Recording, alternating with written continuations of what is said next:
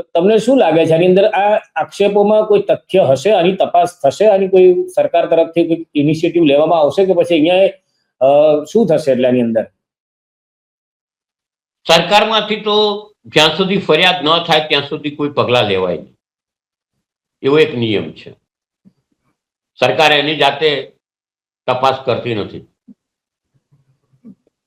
એટલે એમાં હરી કરે તે ખરીની વાત આવે.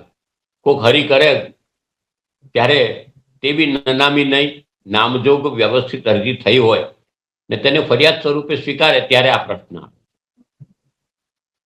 સંપ્રદાયો પોતે તપાસ કરશે કે નહીં એ સંપ્રદાયોનો વિષય છે. દરેક પોતાના અખાડા પ્રમાણે વિચાર કરવાનું હોય, કારણ કે આ બધું હોય.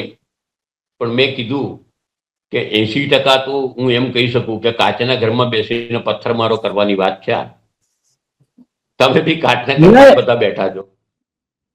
ના, એટલે મારો સવાલ એટલા માટે છે કારણ કે અત્યારે દેશની અંદર એવી બધી દેશમાં તો ચાલી જ રહ્યું છે કે તમને કોઈ વાત પર ભરોસો ના આવે. એટલે અત્યારે શંકરાચાર્યથી માંડીને ઘણી બધી બાબતો છે. ઇવન એપ્સ્ટીન ફાઇલમાં વિદેશોમાં, યુરોપની અંદર જે લોકોના નામ આવ્યા છે એ લોકોની સામે એક્શન